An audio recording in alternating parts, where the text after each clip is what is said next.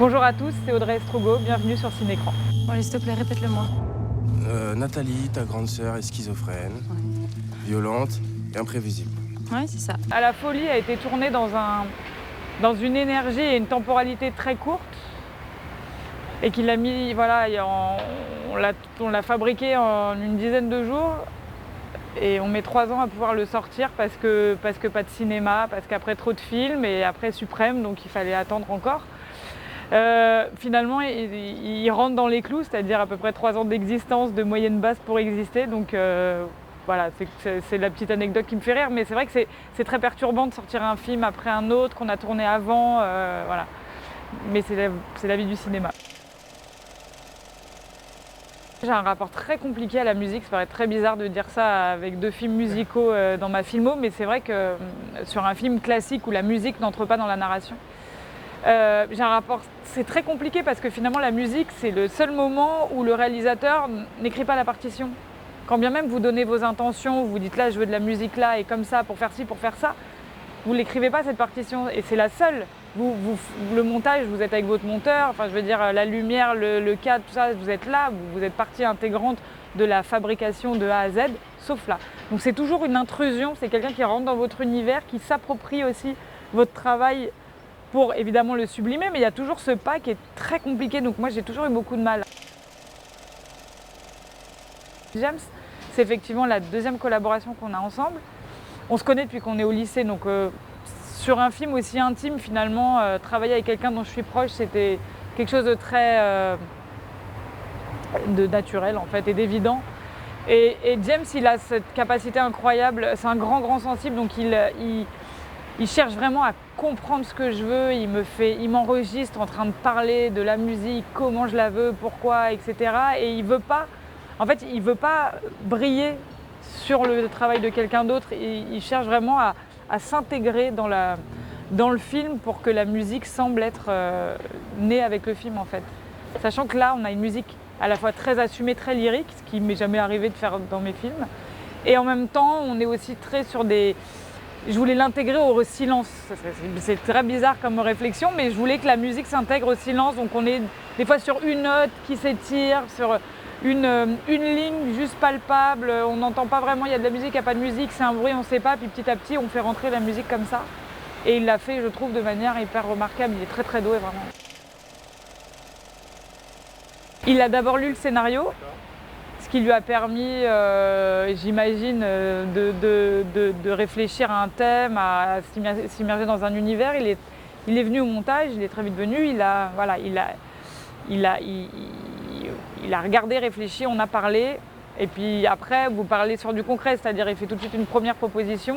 Et quand bien même vous rejetez la proposition, il va essayer de comprendre pourquoi on n'aime pas ça. T'aimes pas ça parce que tu rejettes tout ou parce qu'il y a une note qui te dérange, un instrument qui te dérange, qu'est-ce que c'est? Donc c'est beaucoup de discussions. Je l'ai fait, la Taularde par exemple, il n'y a aucun score. Il y a de la musique parce qu'il y a la musique et les télés, etc. qui écoutent les détenus tout le temps, mais il y a 0 score par exemple. Donc moi, je pense que tout est envisageable. Ça dépend comment on pense la musique. Pour beaucoup, la musique, ça sert à souligner une intention, voilà, pour vraiment rappeler au spectateur, là on pleure, là on est content, là il y a cette musique-là.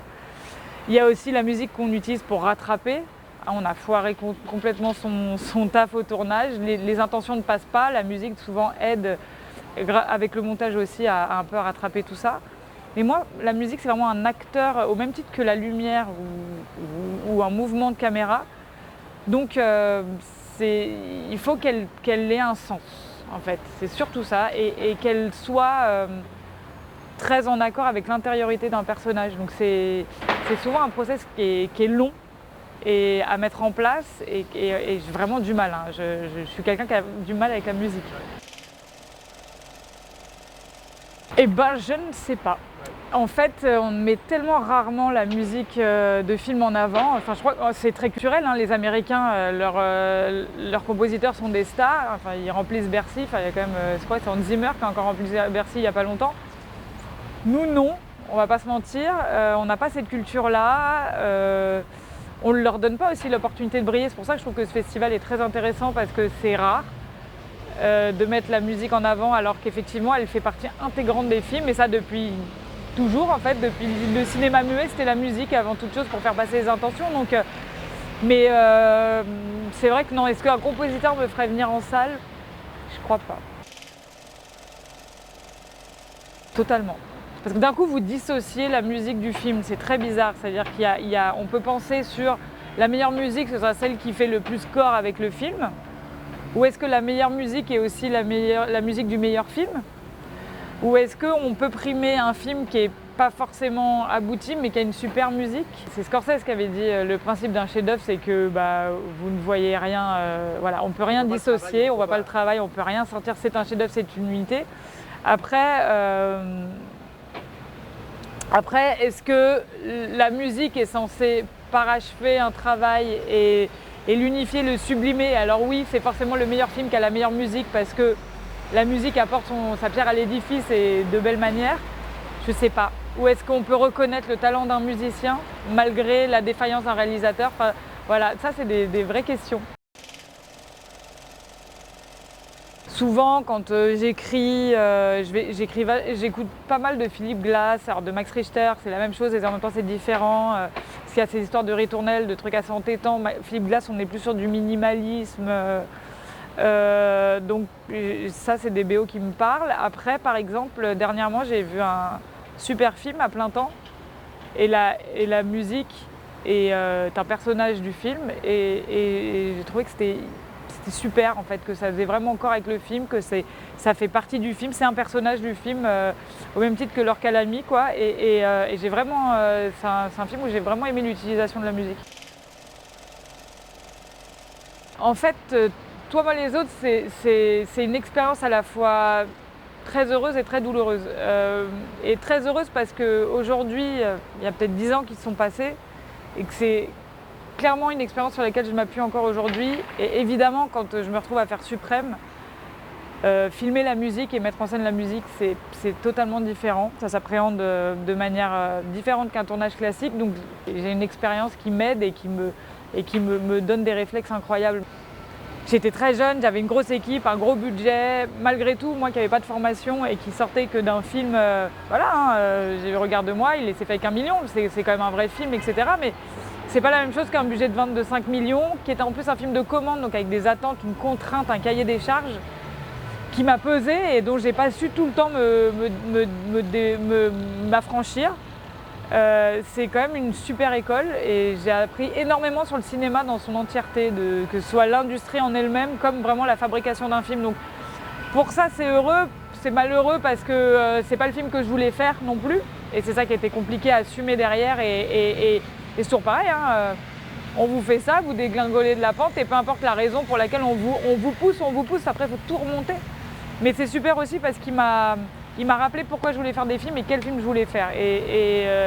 Et depuis, il m'a permis de rester vraiment dans mon axe et de ne pas en sortir et d'être convaincue que même si ce n'était pas le chemin le plus aisé, le plus facile, c'est celui-là que je devais emprunter et pas un autre. Donc voilà, mais est-ce que je referais une comédie musicale? En fait, une comédie musicale à faire, c'est jouissif parce que ça vous fait travailler avec des corps de métier inhabituels comme la musique et la danse. Après, je pense qu'on n'est pas un pays qui aime ça, foncièrement. Donc c'est quand même se prendre un mur en toute conscience et je suis pas sûre d'avoir envie en fait. Je commence, c'est vrai qu'il fallait que tout ça sorte. C'est vrai qu'aussi Suprême c'est une grosse aventure. C'est très intense donc faut se remettre de ça et puis le challenge était tellement puissant que derrière tout vous paraît un peu fade. Voilà, maintenant moi je vis à Marseille aussi. Donc c'est une ville que j'ai envie de filmer, que j'ai envie de raconter. Parce que c'est une ville incroyablement belle et qui mérite d'être racontée autrement que comme on la raconte habituellement. Donc je vais adapter un livre qui s'appelle « Il est des hommes qui se perdront toujours », qui se passe à Marseille entre les années 80 et 2000. Voilà, et qui se passe entre les quartiers entre les quartiers et surtout chez les gitans en fait. Donc je suis en immersion, j'appréhende, je veux comprendre. Voilà. C'est ça mon prochain challenge. C'est long encore. Puis je pense que ça va être du casting sauvage surtout. C'est des enfants, enfin c'est quand même c'est enfance, adolescence et début de la vie d'adulte de 3 gamins. Donc voilà, ça, on va être sur du sauvage, mais c'est génial. Ici, c'est extraordinaire. Il y a des gens incroyables. Dans quelle ville on vit autant ensemble en fait? Ça n'existe pas. Vraiment, ça n'existe pas. Et être Marseillais, c'est une identité. Alors moi qui supporte l'OM depuis toujours, ça me va et je m'y reconnais et j'ai toujours su que je vivrais ici. Aussi pour le stade, on va pas se mentir, mais être Marseillais quoi. Vous pouvez parler avec quelqu'un, il vous dit bah ouais, je suis arménien, je suis gitan, je suis algérien, mais quoi qu'il arrive, mais attention, je suis Marseillais. Je suis Marseillais. Et je trouve ça trop beau.